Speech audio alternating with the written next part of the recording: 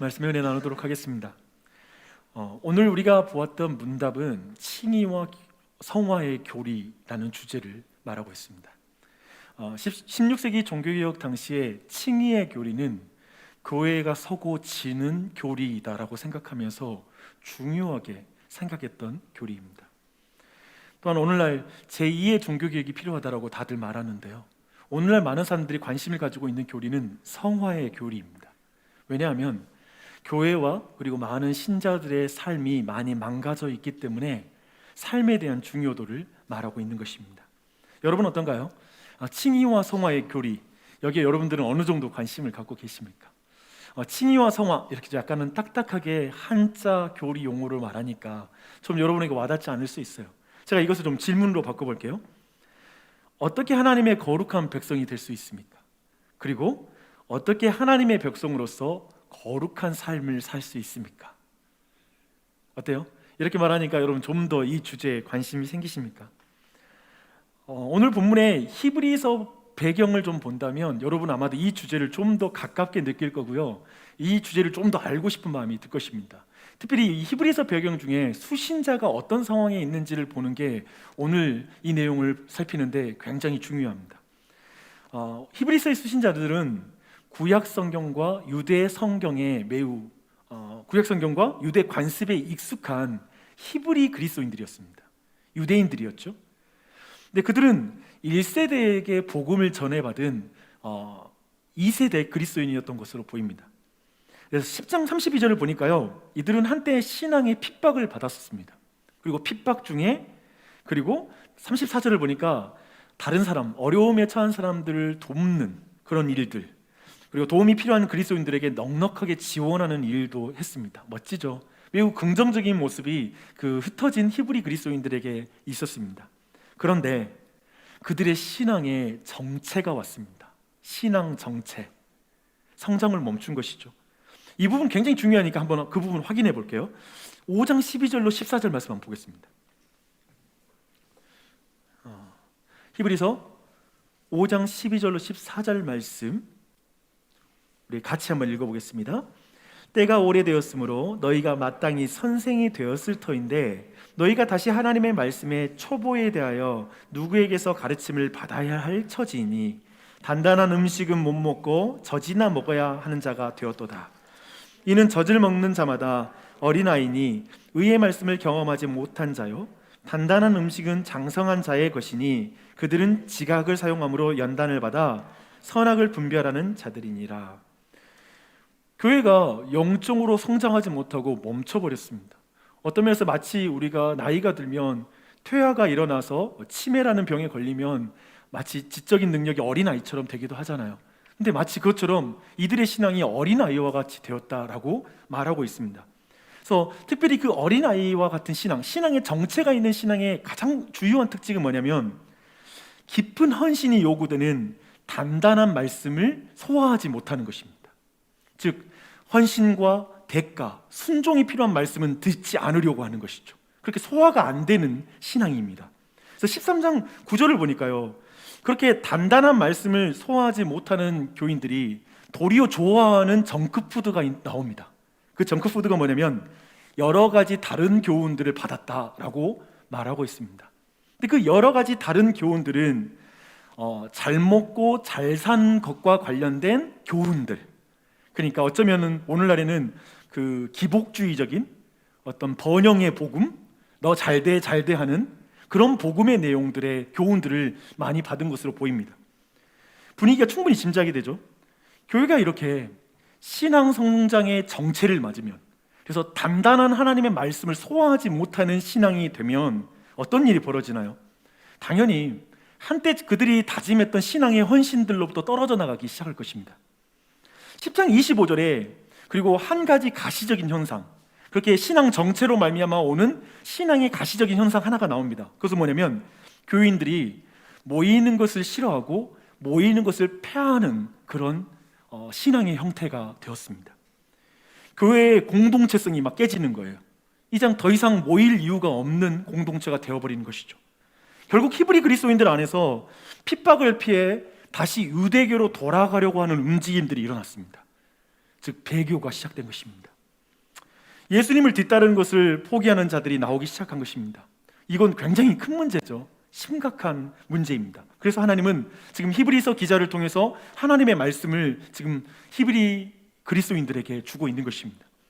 그래서 저는 이 히브리서의 배경, 이 수신자들의 상황을 묵상하는데 눈덩이 효과라는 것이 생각나더라고요. 우리도 알잖아요. 스노우볼 이펙트라고 부르는데 작은 그 공이 굴러갈수록 커지는 현상이죠.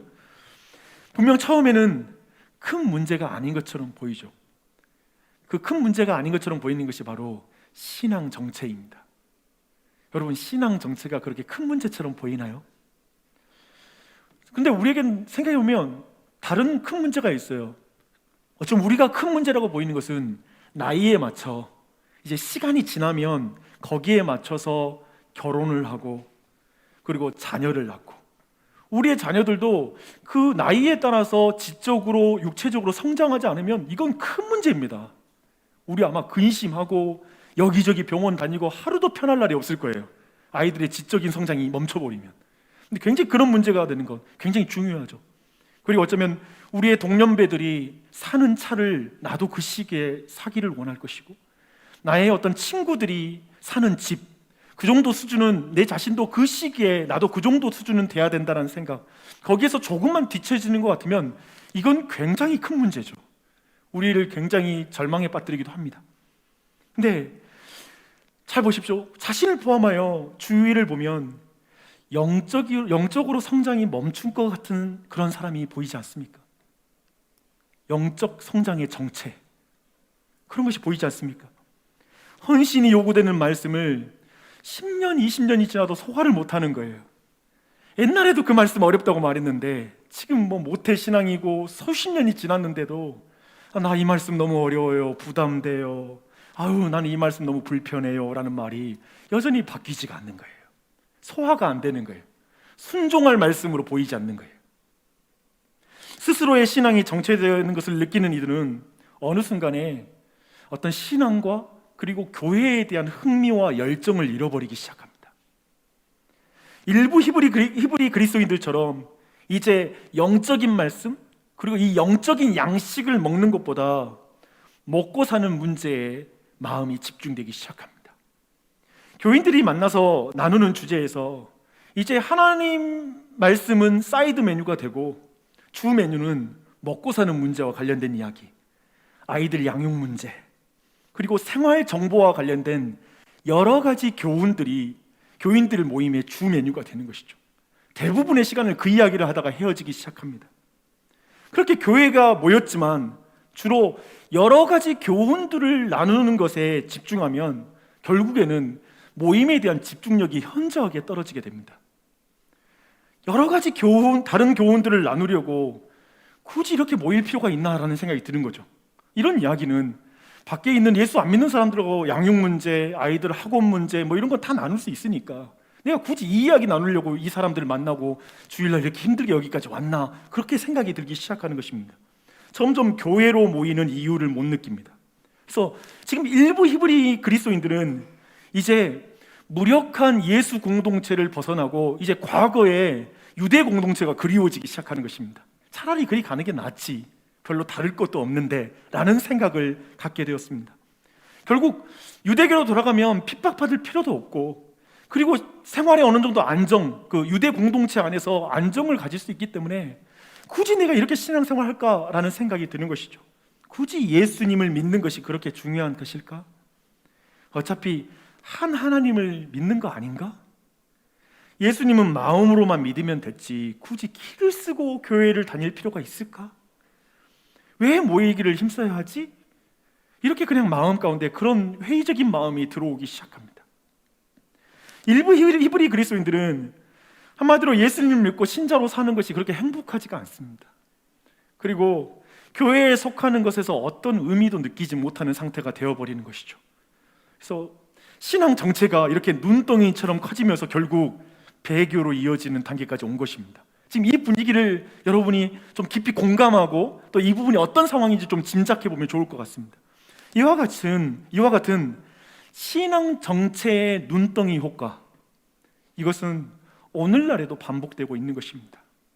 우리 각자에게, 그리고 오늘날 교회에도 계속 있는 일들이죠. 혹시 신앙 정체 눈동이 효과를 경험하고 계신 분 여기에 계십니까?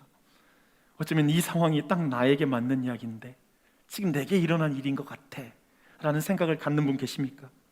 이 효과로부터 자유로운 신자와 교회는 없는 것 같습니다. 목사도 마찬가지인 것 같습니다.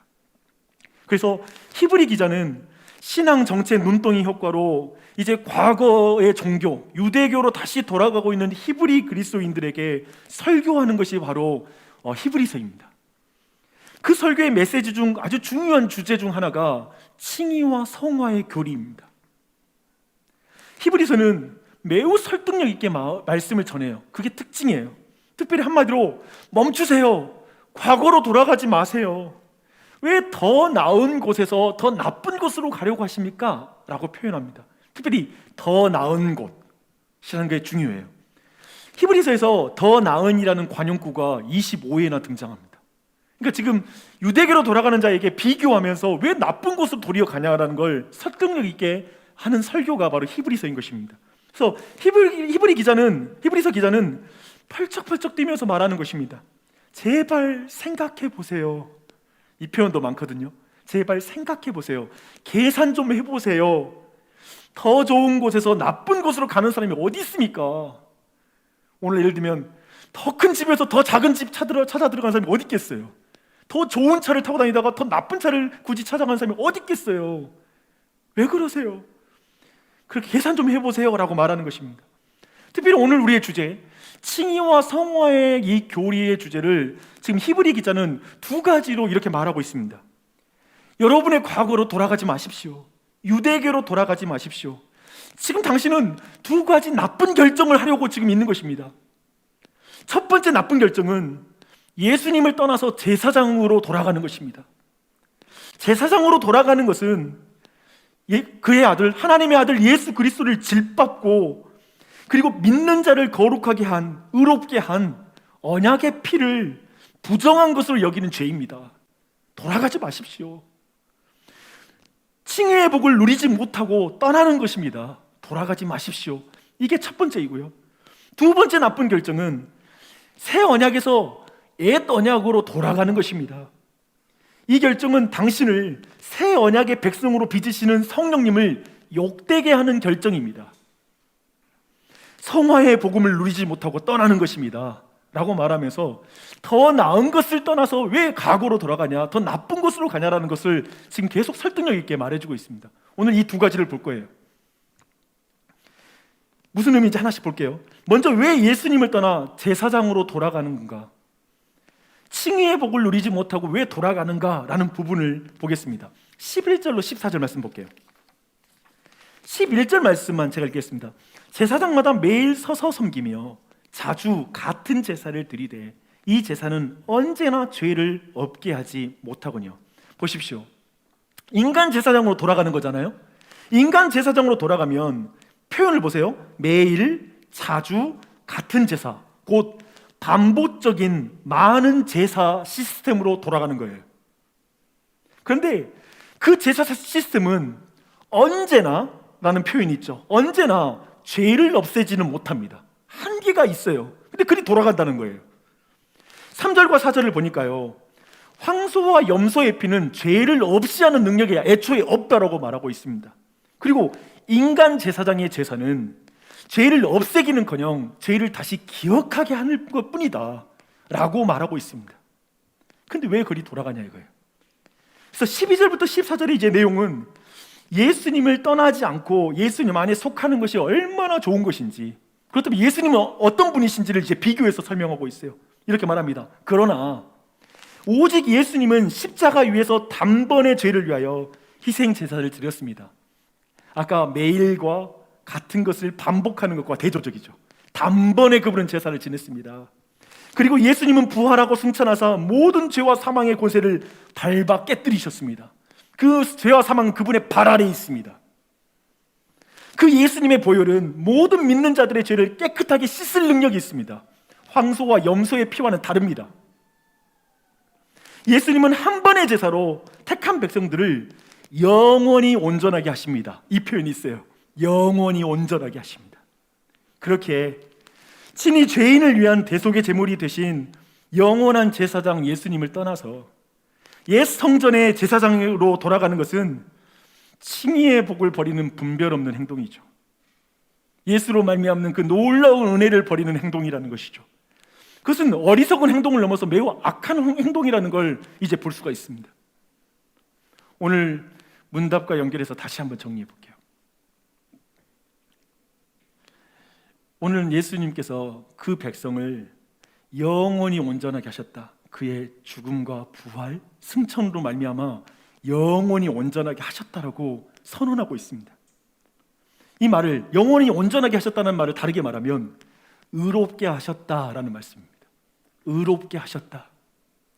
예수님이 십자가 위에서 죄인이 당할 형벌을 대신 당하셨고, 죄인이 지켜야 할 말씀을 그분이 완벽하게 지키셨기에 그 예수님의 행위, 그 예수님의 행위를 의지하는 자는 하나님의 공의로운 심판대 앞에서 이 말을 듣게 될 것입니다.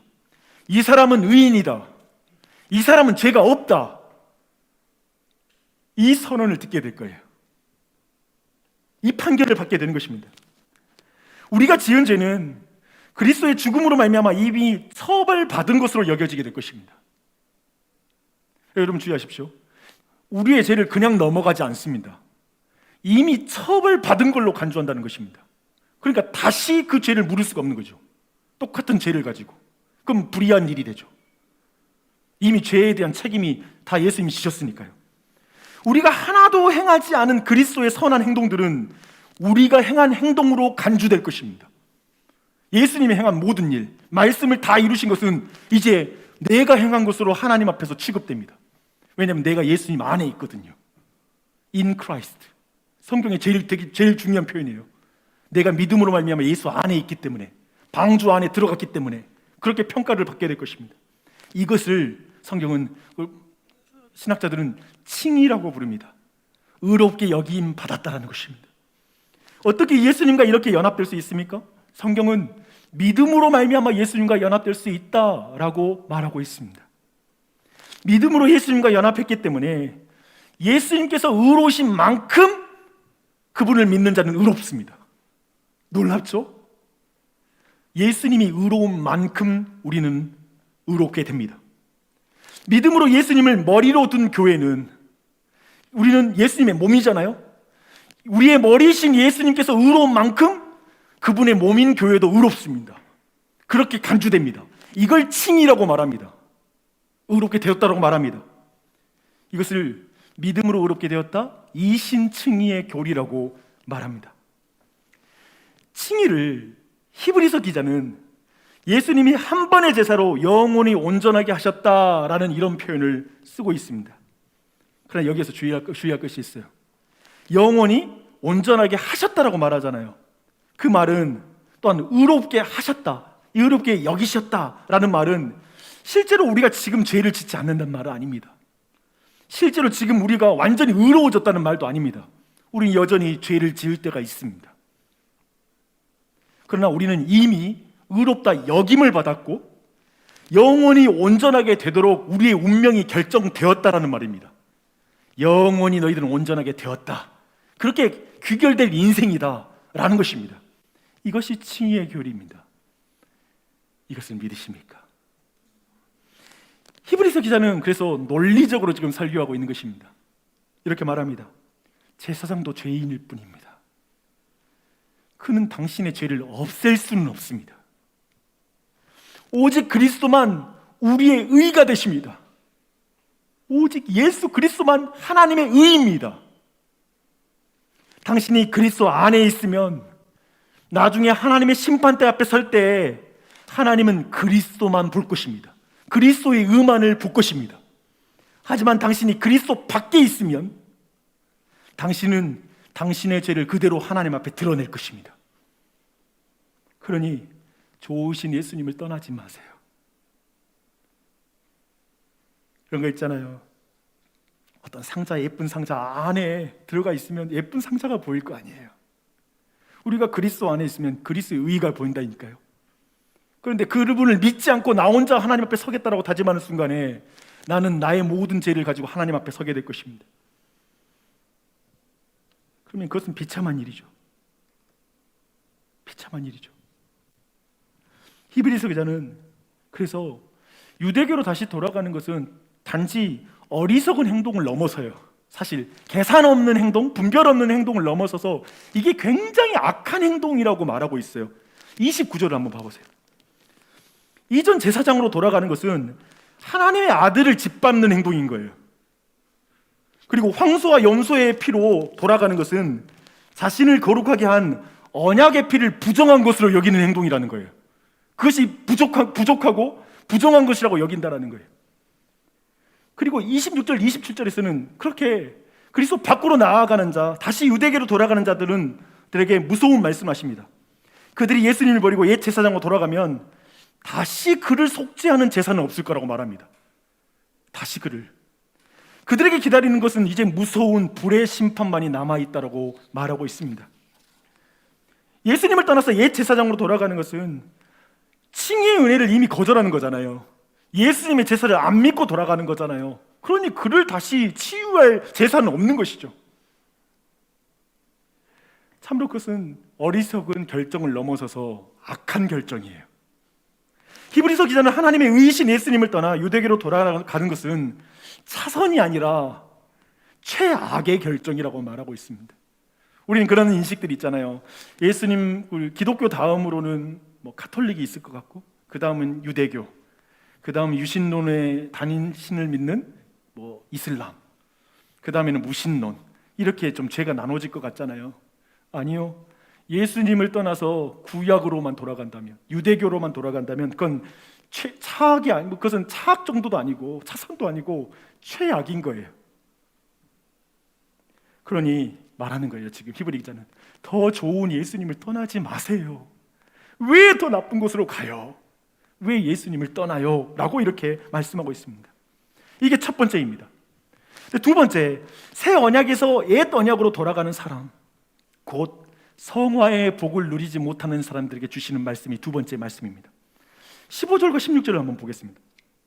또한 성령이 우리에게 증언하시되 주께서 이르시되 그날 후로는 그들과 맺은 언약이 이것이라 하시고 내 법을 그들의 마음에 두고 그들의 생각에 기록하리라 하셨으니. 여러분, 여기 중요한 게 이것입니다. 예수님의 죽음과 부활, 승천을 믿음으로, 아까 우리가 어떻게 됐다고 했죠? 믿음으로 말미암아 우리는 온전하게 된 거예요. 영원하게 온전하게 됐어요. 법정적으로 우리는 의로운 자라고 선언이 되는 거예요. 예수 안에서. 그렇게 되는 순간에 우리에게 누가 올 수 있냐면 성령님이 우리 안에 내주할 수가 있습니다. 왜냐하면 성령님은 거룩한 자에게만 임하거든요. 죄가 있는 곳에 임할 수가 없거든요. 그래서 법정적으로 의로워지고 칭의를 받은 자에게 성령님이 내주하기 시작해요. 그리고 성령님은 오직 영원히 거룩하게 된 자, 의롭게 여김을 받는 자에게 내주하여서 그가 하는 일은 뭐냐면 그가 하나님의 말씀을 마음으로 따르고 하나님의 말씀을 지킬 수 있도록 돕는 일이 성령님이 하시는 일입니다. 성령님은 철저하게 우리로 하여금 왕이신 하나님을 섬기는 하나님의 백성으로 그분의 말씀을 지키도록, 그 말씀을 따르도록 돕는 일을 성령님이 우리 안에서 행하십니다. 근데 생각해 보십시오. 그 하나님의 법은 항상 하나님의 성품을 가리킵니다. 그래서 우리가 하나님의 말씀을 지킬 때 우리는 하나님을 닮아가지요. 거룩하신 하나님을 닮아가요. 성경은 늘 우리에게 이걸 명령했어요. 내가 거룩한 것처럼 너희도 거룩하라.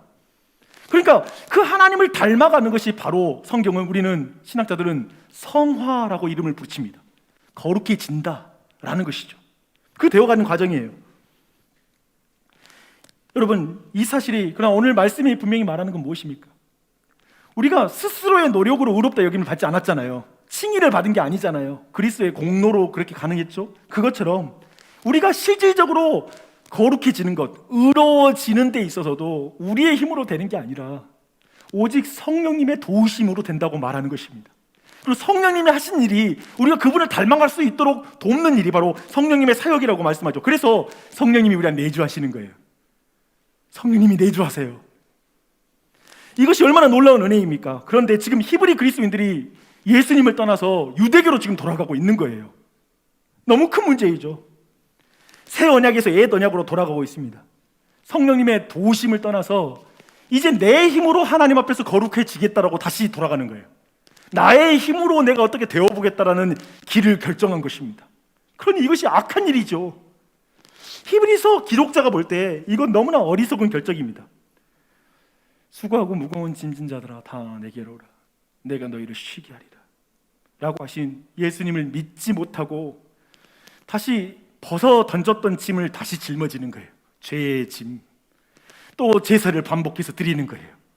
그 길을 선택했다는 것이죠. 그리고 우리의 연약함을 도우시고 말할 수 없는 탄식으로 우리를 위해서 기도해 주시는 성령님, 그 성령님을 떠나는 것은 바로 성령님을 거부하는 악한 결정입니다. 그래서 아까 봤던 29절이 말하고 있는 거예요. 옛 언약으로 돌아가는 것은 하나님의 아들을 짓밟고 자기를 거룩하게 한 언약의 피를 부정한 것으로 여기는 것입니다. 은혜의 성령을 욕되게 하는 것입니다. 이 표현을 주목하십시오. 은혜의 성령을 욕되게 하는 것입니다. 제발 돌아가지 마십시오. 생각해 보십시오. 왜 예수님을 떠나 직접 형벌을 받으려고 합니까? 너무 어리석습니다. 예수님을 떠나는 이들이 받을 형벌이 얼마나 더 무겁겠습니까? 제발 생각해 보십시오. 제발 예수님을 떠나지 마십시오. 지금 계속 이것을 히브리 기자가 강조해서 말하고 있습니다. 오늘 말씀 시작하면서 히브리 그리스도인들 사이에 그 신앙 정체 눈덩이 효과에 대해서 짚어봤습니다.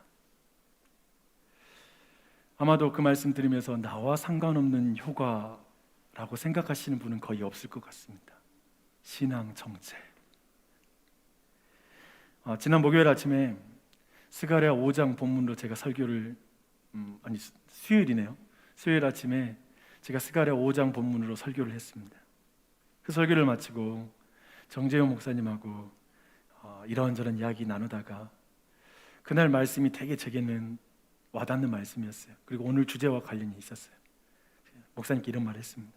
목사님, 저는 예전에 비하면 성경에 대한 지식, 그리고 교회에 대한 이해, 설교와 기도의 인도, 그리고 여러 가지 목회 기술들은 훨씬 많이 성장한 것 같아요. 많아진 것 같아요.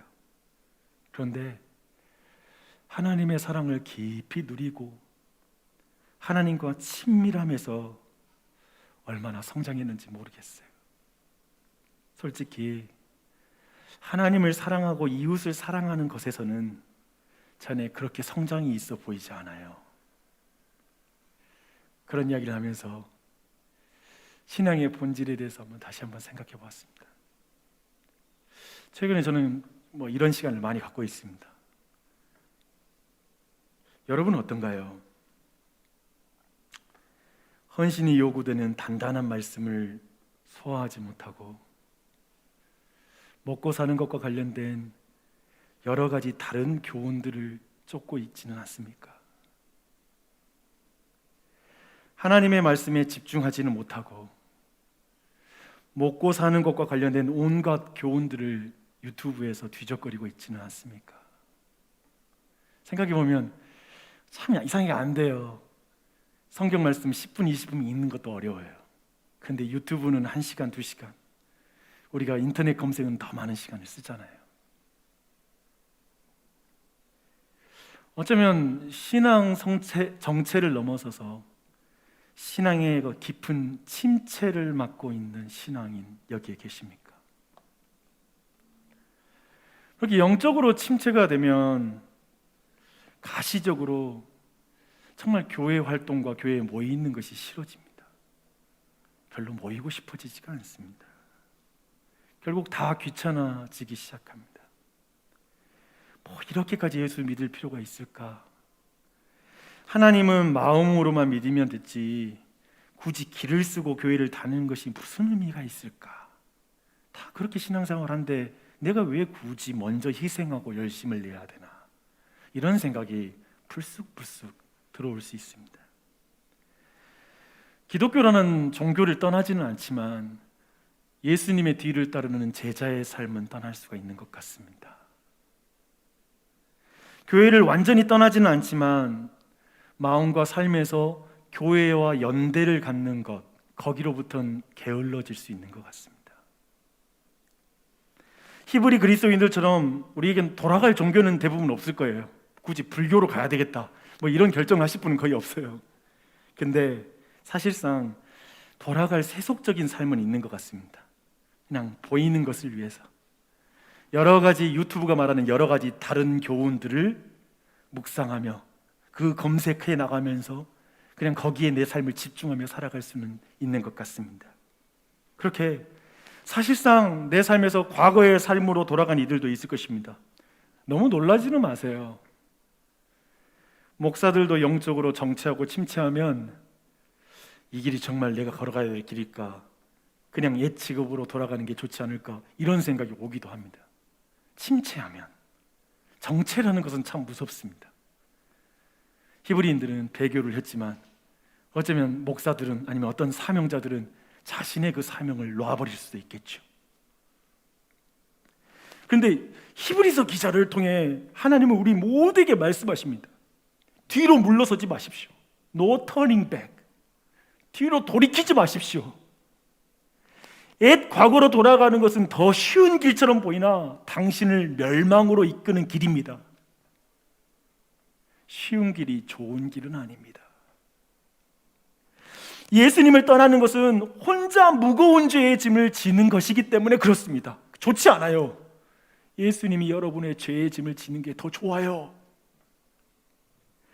영원한 단번의 제사를 믿지 않는 삶은 매일 자신이 죄를 기억해야 된다는 의미입니다. 그게 좋은가요? 매일 내 죄와 그리고 매일 내가 제사를 지내야 돼. 예수님 떠나지 마세요. 예수님의 행위를 믿지 않고 자신의 행위를 믿는 삶의 길을 가지 마십시오. 좀 잘하면 좋고 좀 못하면 비관하는 그 길을 가지 마십시오. 당신이 아무리 노력해도 예수님보다 더 큰 일을 행할 수는 없기 때문에 그렇습니다. 이 중에 예수님보다 더 큰 일을 할 수 있는 사람, 자신의 영혼을 위해서 더 큰 일을 할 수 있다면 그 길을 가십시오. 하지만 예수님이 나의 영혼을 위해서 행한 일이 이상으로 나는 할 수 없다고 생각한다면 예수님을 떠나면 안 됩니다.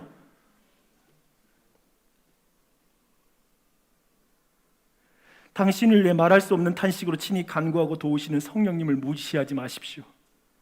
혼자 믿음의 길을 걷지 마십시오. 내 인생 내가 혼자 책임지는 길을 걷지 마십시오. 당신을 의롭게 한 예수님의 피를 믿지 않고 자신의 피를 흘리는 삶으로 가지 마십시오. 예수 피 안 믿으면 내 피 흘려요. 어리석잖아요. 그 길 가지 마십시오. 성령님의 도우심과 말할 수 없는 탄식과 기도를 거부하면 여러분의 입으로 탄식하게 될 것입니다. 후회하게 될 것입니다. 여러분을 위해 탄식하는 성령님의 음성을 안 들으면 여러분의 입이 탄식하며 절규하게 될 것입니다. 그 길을 왜 가요? 더 나은 길이 있는데 그 길을 가지 마십시오.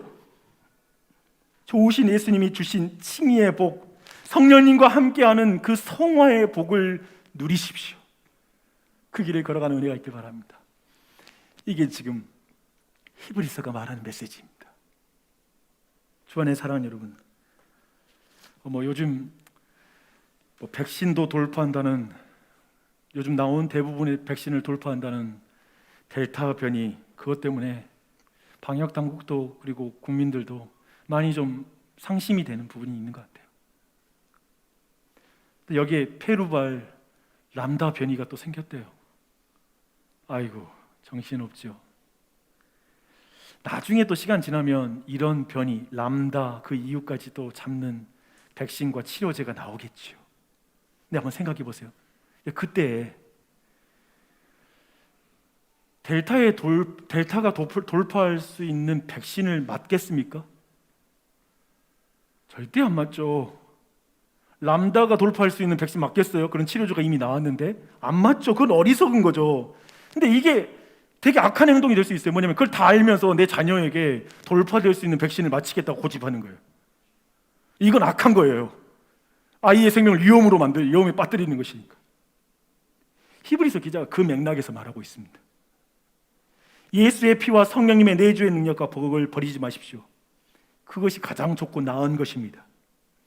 다른 종교와 철학은 죄로 오염되어 있습니다. 죄가 돌파합니다. 이 세상의 모든 철학과 모든 종교에는 죄가 돌파하고 모든 고상한 영적 활동도 죄가 돌파합니다. 그리고 그를 사망과 죽음으로 이끕니다. 감염이 됩니다. 그 모든 것들은 우리를 하나님 앞에서 의인으로 선언할 수가 없습니다. 죄가 없다, 이 사람은 의인이다라는 말을 그 어떤 종교로도 불가능합니다. 오직 예수님을 믿음으로 우리는 의롭다 칭해지며 실제로 점점 의로워집니다. 그러니 예수님을 떠나지 마십시오. 다른 길을 걷지 마십시오. 말씀을 버리고 눈에 보이는 먹고 사는 문제와 관련된 여러 가지 다른 교훈들을 마음에 두지 마십시오. 너무 신경 쓰지 마세요.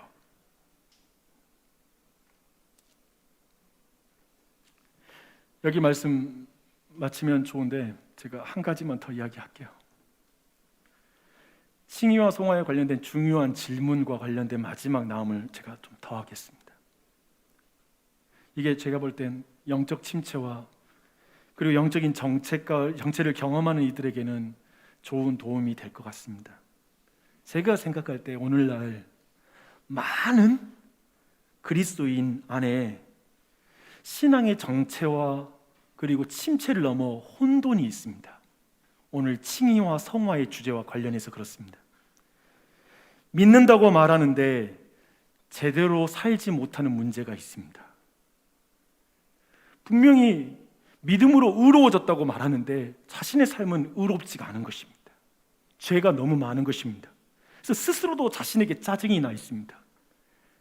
사실 많은 그리스도인들은 깊은 죄책감과 수치심과 좌절감 가운데 시달리고 있습니다. 이게 너무 심해요. 행함이 너무 없어요. 질려버렸어. 나도 옛날보다 훨씬 나아져야 되는데 10년, 20년이 지났는데 나아진 게 별로 보이지가 않아요. 깜짝 놀랍니다. 칭의와 성화가 단절된 것을 보면서 우리는 그런 기독교 지도자들 언론에 나오면 엄청나게 욕하죠. 어떻게 예수 믿는다고 하면서 저렇게 살아? 근데 사실은 그런 말들이 부메랑이 되어서 자신을 향해 찌르기 시작합니다. 너도 별반 다를 없다. 그래서 굉장히 신앙에 혼란이 옵니다. 내가 진짜 예수를 믿는 걸까라는 질문이 생기기 시작합니다. 내가 진짜 칭의를 받은 그 은혜가 있는 것인가? 내가 예수 믿어 칭의를 받았는가? 아니 그리고 그래 칭의를 받았다면 그래도 성화의 삶을 살아야 되는 거 아닌가? 맨날 용서받았다고 생각하면서 그냥 이렇게 그냥 무력하게 사는 것도 아니지 않는가? 그 복잡한 마음이 우리의 내면에 있습니다. 그래서 많은 사람들은 이런 식의 결론을 내립니다. 칭의의 교리 때문에 그리스도인들이 삶을 제대로 살고 있지 않는 것 아닙니까? 그 믿음으로만 의로워진다고 말하니까 행동이 없는 것이죠. 예수님의 행위로만, 그 공로로만 의로워진다고 말하니까 자신의 행동에 책임을 지지 않는 것입니다. 근본적으로 이 교리에 대해서 재고해야 됩니다. 그래서 성화가 없는 칭의에 대한 회의감이 우리 모두를 차지하고 있습니다. 사실 이것이 굉장히 우리에게 고민입니다. 그래서 그런 말을 듣고 사는 사람들은 다시 종교로 돌아갑니다. 이제 어떻게 되냐면 내가 성화를 위해서 열심히 노력하는 것으로 내가 칭의를 받을 수 있는 것처럼 행동하기 시작합니다. 내가 얼마만큼 열심히 살았느냐가 교회에 올 때 자신감입니다. 한 주 동안 큰 죄를 지지 않았으면 좀 자신감이 생기지만 한 주 동안 내가 영적으로 침체되다 살다 오면 절망감이 주위에 가득 차고 더 이상 은혜도 바라보이지 않습니다. 성화에 의해 칭의가 달려있는 것처럼 한 극단으로 또 갑니다. 근데 히브리서는 그렇게 접근 안 합니다. 히브리서는 그런 식으로 나아가지 않습니다. 아니요, 당신의 행함으로 하나님의 자녀가 될 수 없습니다. 예수 그리스도의 행위로 당신이 하나님의 자녀가 됐기 때문에 이제 하나님의 자녀로 자라갈 수 있습니다. 거룩해질 수 있습니다라고 말하는 거죠. 마치 우리가 태어날 때 부모님께 어떤 공헌도 하지 않고 태어났잖아요. 그리고 나서 이제 그 뒤에는 우리는 자녀답게 살려고 노력하고 있잖아요. 그냥 막 살려고 하는 사람 있어요? 어머님, 저 낳으셨는데 제가 무슨 짓 저질러도 나를 계속 사랑해 주실 거죠? 저 호적에서 안 팔 거죠? 그러면 나 마음대로 살게요 라는 결론에 도달하는 아이들은 거의 없습니다. 그렇게 안 가요. 그 일이 우리 신앙 안에 반복되는데 이상하게 이게 안 되는 거예요. 예수 그리스도로 말미암아 우리가 하나님의 자녀로 태어났는데 태어나고 나서 자라나갈 생각 안 하는 거예요. 태어나서 천국 간다는 건 확신을 가져요. 예수 믿으면 천국 가. 근데 천국 백성으로 살려고는 안 하는 거예요. 근데 이 부분이 제게 딜레마였어요. 왜 내 마음에 이게 안 생기는 거야? 이게 뭐야? 뭐가 문제지? 라는 거였죠. 이 고민을 가진 모든 분들에게 제가 만난 답, 그리고 우리 믿음의 선배가 만난 답을 제가 읽어드리겠습니다. 새가족본이라는 책입니다. 여러분 그거 아세요? 저는 아직도 새가족반을 보면서 기독교 기초 진리에서 영적 회복을 다시 경험합니다. 대단한 지식으로 회복되는 게 아니라 그런 것 같아요. 그 중에 있는 한 답을 읽어드릴게요. 철로 역정을 쓴 위대한 청교도 존 버녀는 회심하기 전 자신의 죄에 대한 커다란 자책과 괴로움에 몸부림치고 있었습니다. 그는 자신의 죄에 대하여 너무나 민감한 나머지 죽을 지경이 되었지만 우리를 의롭다고 선언하시는 그리스도의 칭의를 깨닫고 다음과 같이 고백합니다. 들판을 가로질러 가고 있었던 어느 날이었습니다. 내 양심은 상처받아 모든 것이 불분명하다는 생각에 두려워 떨고 있었습니다. 그런데 갑자기 내 영혼에 다음과 같은 문장이 떠올랐습니다. 너의 의는 하늘에 있다. 그리고 동시에 나는 영혼의 눈으로 하나님 우편에 계신 그리스도를 보았습니다. 바로 그곳에 나의 의가 있었습니다. 그래서 내가 어디에 있든 무엇을 하든지 하나님께서는 내 의가 부족하다고 말씀하실 수 없었습니다. 내 의가 바로 하나님 앞에 있기 때문에 그렇습니다. 게다가 나는 내 선한 마음이 나의 의를 더 낮게 만든다는 것도 아니요, 내 나쁜 마음이 나의 의를 더 나쁘게 만드는 것도 아님을 알게 되었습니다. 나의 의는 어제나 오늘이나 영원토록 동일하신 예수 그리스도 자신이기 때문입니다. 이제 내 발을 묶고 괴롭혔던 족쇄는 풀려 나갔습니다. 그리스도께서 우리의 의가 되십니다. 제가 경험한 게 그것입니다.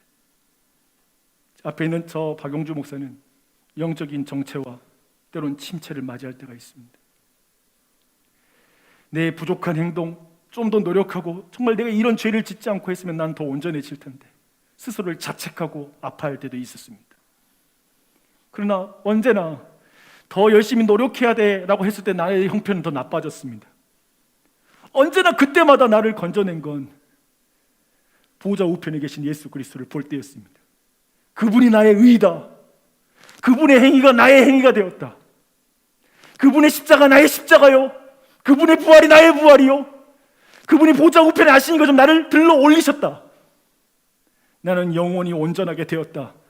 나는 하나님의 자녀이다. 이게 나를 하나님의 자녀로 살 수 있게 더 용기를 주었고 힘을 주었고 그리고 나를 더 강하게 했습니다. 내가 하나님의 자녀답게 살면, 자녀가 되려면 더 노력해야지가 나를 더 온전하게 한 게 아니라 예수님의 그 의가 내 의가 될 때 나는 더욱더 하나님을 닮아가고 지옥의 것과 두려워서 내가 말씀에 순종하는 게 아니라 하나님 마음을 아프게 하는 게 싫어지는 신앙, 그래서 그 죄를 멀리하게 되는 신앙, 그 방향으로 이끌어갔습니다. 오늘 이 자리에 침체 가운데 있는 분 계십니까? 정체 가운데 있는 분 계십니까? 금식 좀 할까요? 우리 40일 작전 기도를 할까요? 뭐든 해보십시오. 그런데 중요한 건 예수님의 공로를 의지하십시오. 예수님의 의가 여러분의 의가 된 걸 믿으십시오. 이게 내 모든 발을 채운 족쇄를 풀어주었습니다.